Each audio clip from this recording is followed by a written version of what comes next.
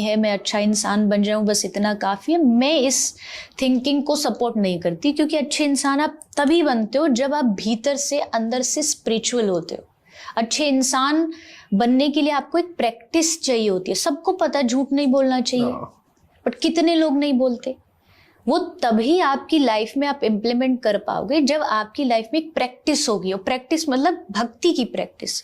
तो मुझे लगता है जैसे बहुत सी बार होता है, बहुत से लोग कहते हैं कि यार हमने कभी किसी का दिल नहीं दुखाया, मैंने कभी किसी के लिए बुरा नहीं सोचा, बुरा नहीं किया, लेकिन फिर भी मेरे साथ बुरा हुए जा रहा है। तो क्या जो कर्म है वो पूर्व के ही कर्म आते रहेंगे, या इस जन्म में भी जो लोग कर्म कर रहे हैं तो उसका फल ऐसा क्यों नहीं मिलता लोगों को? बहुत सी बार फिर उनका इस बिलीव से, इस कॉन्सेप्ट से, ईश्वर से विश्वास जो है ना वो डगमगाने लगता है। तो अलग अलग जगह अलग अलग कर्म को लेके भी कॉन्सेप्ट है। व्हाट्स योर टेक कि यार कर्म का कॉन्सेप्ट एक्चुअली कैसे काम करता है? कर्म का कॉन्सेप्ट इज वेरी सिंपल। एक प्रोवर्ब है कि as you sow so you reap, जो बोगे सो पाओगे। यही कर्म का कॉन्सेप्ट है। इससे ना 1% इधर है ना उधर है। आप कहोगे, जैसे आपने कहा भाई मैं तो बुरा नहीं करता, बट मैं ये कहती हूँ कि आपको सिर्फ ऐसा लग रहा है कि आप बुरा नहीं करते हो। ऐसा नहीं है कि हम बुरा नहीं करते। इस दुनिया में कोई साधु पैदा नहीं हुआ। अगर कोई संत भी है, बहुत बड़ा महापुरुष भी है, तो उससे भी लाइफ में कभी ना कभी कोई चूक होती है, गलतियां होती है, उसको सुधारना पड़ता है। और आप कह रहे हो आप ना तो डिवोशनली इन्वॉल्व हो, ना आप कोई स्पिरिचुअली इन्वॉल्व हो, और आप कहते हो मैं गलत नहीं करता। ऐसा नहीं हो सकता। गलत हो रहा है तभी मिल रहा है। बिना गलत किए भगवान का जो जजमेंट है या कर्मों का जो न्याय है, दुनिया की कोई भी न्यायालय गलत हो सकती है, पर उसका न्यायालय कभी गलत नहीं होता।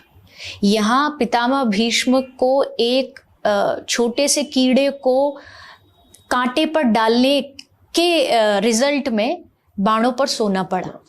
पितामह भीष्म ने भगवान से पूछा कि वही सेम क्वेश्चन कि मैंने तो कुछ गलत किया नहीं, मैंने तो सारे जीवन अच्छा किया है, फिर मेरे साथ ऐसा क्यों? और मेरे पास तो ये पावर है, मैंने पिछले 50 जन्म देखे, मैंने कुछ 50 जन्मों में गलत नहीं किया। तो भगवान कृष्ण ने मुस्कुरा के कहा 50 देखे, 51वां देखा? तो उन्होंने कहा नहीं, वो तो मैंने नहीं देखा। बोले वो मैंने देखा है। जब तू छोटा था तो तूने जाके कीड़े को लेकर के एक कांटे पे लिटा दिया था, और आज तुझे उसी के फल में यहाँ ये मिल रहा है। तो आप सोचो 50 जन्म पुरानी जो हमारे कर्म है वो आज हमको मिल रहे हैं, और हम कहते हैं हमने तो कुछ गलत किया नहीं, हमारे साथ गलत क्यों हो रहा है? इसमें कर्मों का सिद्धांत है कि आपको अपने पिछले जन्मों का भी इकट्ठा होके मिलता है। जैसे आपने कहा कि एक छोटा सा कर्म था कि उन्होंने उनको लेटाया और उनको इतना बड़ा उसका रिजल्ट मिला, तो ये अच्छे कर्मों में भी एप्लीकेबल होता है कि आपने थोड़ा भी किसी के लिए अच्छा किया तो वो आपको कई गुना होके आपको मिलता है। तो आप ऐसी क्या प्रैक्टिस करती है जिससे आपके कर्म जो बल है या कर्म का जो घड़ा है वो बढ़ता जाए, इतना पावरफुल और पॉजिटिव होते जाए कि आने वाले समय में आपको उसका 1000 गुना फल मिले? देखो, मेरे पास 2 ही चीज है, एक भक्ति और एक सर्विस, और ये 2 चीज मुझे अंदर से स्ट्रांग बनाती है, और मुझे लगता है ये सबसे बेस्ट वे है अपने कर्मों को सुधारने का। First is devotion. मैं इससे, मुझे कोई कहे मैं भगवान को नहीं मानता, मुझे ये नहीं है, मैं अच्छा इंसान बन जाऊं बस इतना काफ़ी है, मैं इस थिंकिंग को सपोर्ट नहीं करती। क्योंकि अच्छे इंसान आप तभी बनते हो जब आप भीतर से अंदर से स्पिरिचुअल होते हो। अच्छे इंसान बनने के लिए आपको एक प्रैक्टिस चाहिए होती है। सबको पता झूठ नहीं बोलना चाहिए, बट कितने लोग नहीं बोलते। वो तभी आपकी लाइफ में आप इम्प्लीमेंट कर पाओगे जब आपकी लाइफ में एक प्रैक्टिस होगी, और प्रैक्टिस मतलब भक्ति की प्रैक्टिस। तो मुझे लगता है फर्स्ट इज मेरे लिए भक्ति है जो मुझे मेरे अच्छे कर्मों की ओर लेके जा रही है, एंड सेकंड इज सर्विस, सेवा, किसी की भी सेवा। आप इतना बड़ा भगवान अगर दुनिया बना रहे हैं और उसमें इतने इंसानों को भगवान बना रहे हैं, तो बिना रीज़न के तो नहीं बनाया होगा उन्होंने।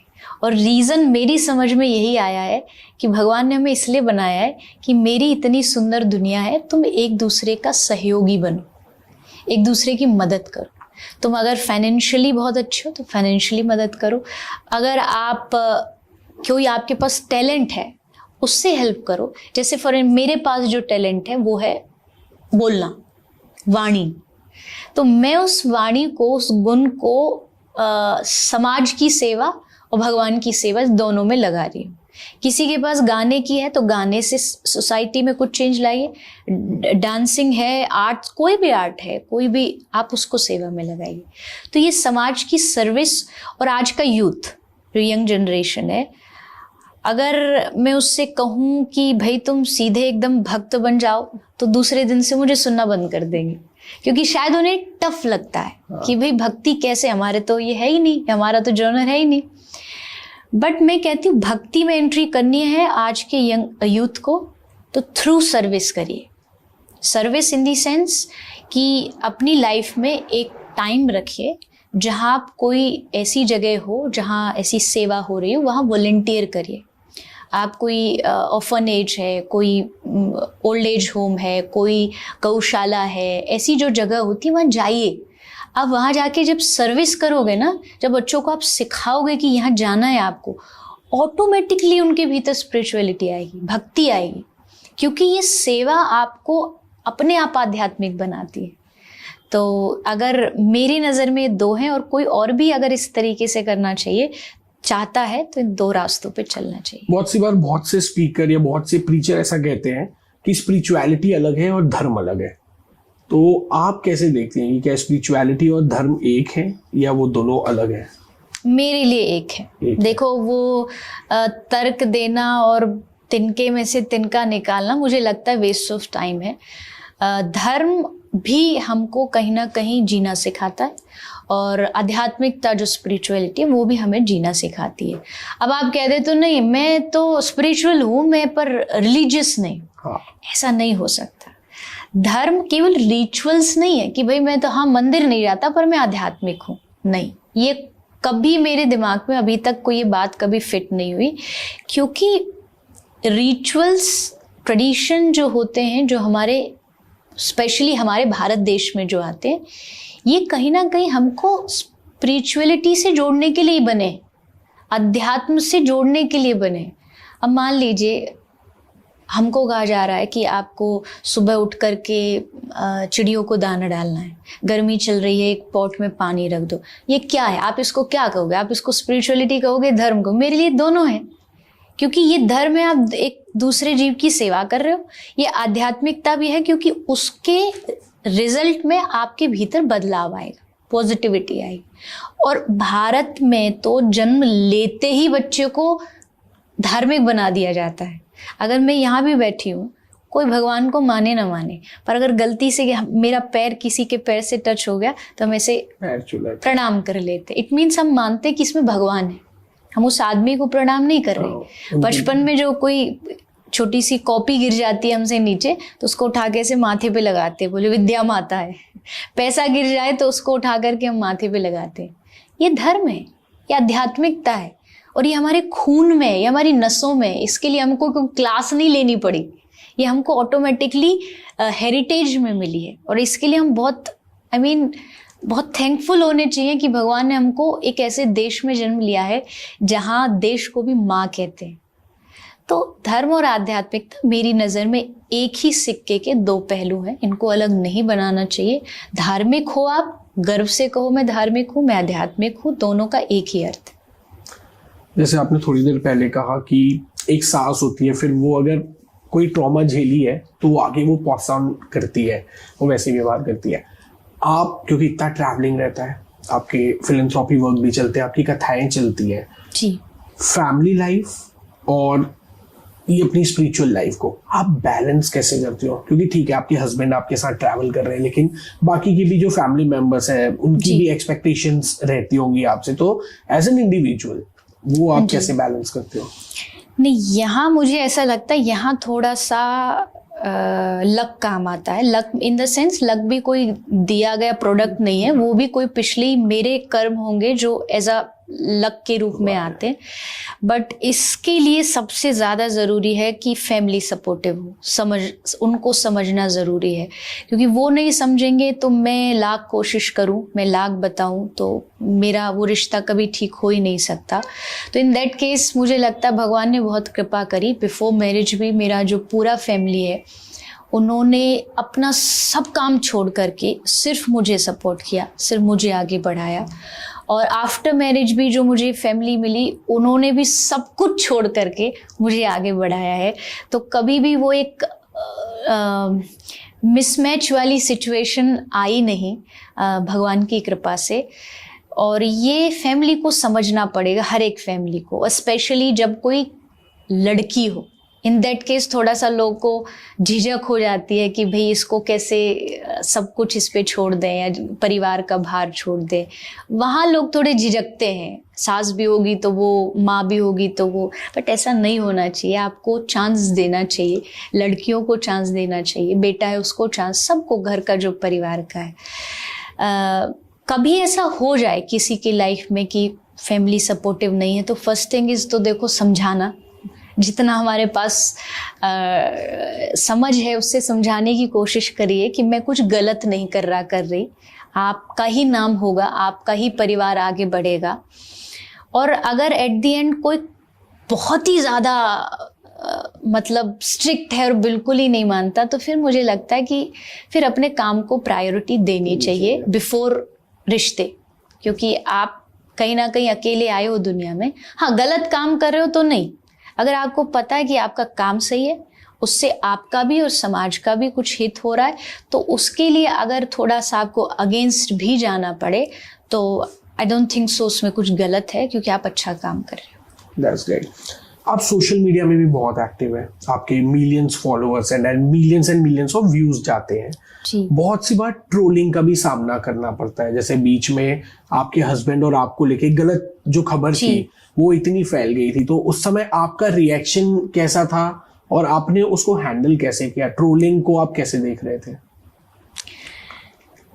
देखो, सच्चाई तो यह है कि उस ट्रोलिंग से पहले लाइफ में ट्रोलिंग हमेशा रही है, बट एक छोटी मोटी रही है, कोई इतना बड़ा मेजर कुछ नहीं रहा, छोटी मोटी बातें थी। बट वो आई थिंक मेरी लाइफ की पहली एक बहुत बड़ी और एकदम झूठ पे आधारित। पहली चीज तो यह कि अगर उसमें 1-8% सच्चाई तो आप भी सोचते अरे हो सकता, बट वो तो टोटली फेक था। तो लॉकडाउन का टाइम था वो उस समय, और तब ये ट्रोलिंग शुरू हुई थी। उस टाइम थोड़ा दुख लगा था, ऑफ कोर्स इंसान है तो लगता है कि मैंने जीवन भर बस भगवान का नाम प्रचार किया और मुझे उसके एकदम अगेंस्ट पेश किया जा रहा है। तो कुछ मेरे जो बहुत दिल के करीब है, अच्छे पद पे लोग बैठे, मैंने सबसे बात करी, सबसे एडवाइस ली कि थोड़ा परेशान हूँ, क्या करना चाहिए। तो सबने बताया अपने अपने एक्सपीरियंस से कि ये तो बस स्टार्टिंग है, अगर इस रास्ते पे चल रहे हो तो ऐसा ऐसा सुनने को मिलेगा कि मन करेगा कि ये दुनिया छोड़ के कहीं भाग जाए। तो वो चीज़ उस समय थोड़ी सी इफेक्ट किया था, बट उसके बाद अगर मैं बात करूं, और ये बात फिर मैं इसलिए कहती हूँ कि लाइफ में क्रिटिसिज्म बहुत ज़रूरी है, क्योंकि वो आपको बहुत लाइफ में डेप्थ देता है, बहुत सीरियस बना देता है इन अ पॉजिटिव वे। आपको इतना भीतर से मजबूत बना देता है कि आप हर कहीं हर किसी से सामना करने के लिए तैयार हो जाते हो। और मेरी लाइफ का एक बहुत बड़ा वो ड्रास्टिक चेंज था। बहुत बड़ी बात नहीं, मुझे पता है कि फेक न्यूज़ है, बट उसने मुझे अंदर से इतना मजबूत कर दिया कि आज मैं हर चीज़ के लिए तैयार हूँ। मतलब हर रोज़ कोई ट्रोल करे, हर रोज़ कोई मुझे फेक न्यूज़ करे, मुझे फ़र्क नहीं पड़ेगा, क्योंकि मुझे पता है नाम है तो बदनामी तो होगी, नाम कमाया है, प्रशंसा है तो फिर आलोचनाएं तो होंगी ही। और ये दोनों लाइफ का एक पार्ट है, ये पार्ट ऑफ लाइफ है, और उससे निकलना ये आर्ट ऑफ लाइफ है। क्या बात है। क्रिटिसिज्म से निकलने के लिए आपको एक आर्ट आनी चाहिए कि भाई आलोचना है, निंदाएं हैं, ये दुनिया की रीत है। मैं एक बहुत फेमस कोट है और वो मैं बहुत बार कहती हूँ कि दुनिया की यही रीत है, पीठ पीछे सब दोगले, आगे सब स्वीट है। क्या बात है। तो वो लोग मैंने भी ऐसे देखे कई बार। मुझे किसी ने दिखाया कि सोशल मीडिया पे आपको नेगेटिव कमेंट कर रहा, वही जब मेरे सामने आता है, जी हम आपको बहुत सुनते हैं, हम आपको बहुत फॉलो करते हैं, उसको देख के लगा कि पहली बात तो दुनिया पे कभी भरोसा मत करो, ये कब हाथ जोड़ने वाले आपके पीछे पड़ जाएंगे नहीं पता। तो इस घमंड में कभी मत रहो कि भाई मेरे इतने फॉलोअर्स हैं, मुझे इतने चाहने वाले। नहीं, अपने आप को ग्राउंडेड रखो। आप अकेले ही आपके साथी हो, आप अकेले ही आपके फैन हो, आप अकेले ही आपके फॉलोअर्स हो। तो अपना साथ अपने आप कर दीजिए, दूसरों पे ज्यादा डिपेंड नहीं होना चाहिए। क्योंकि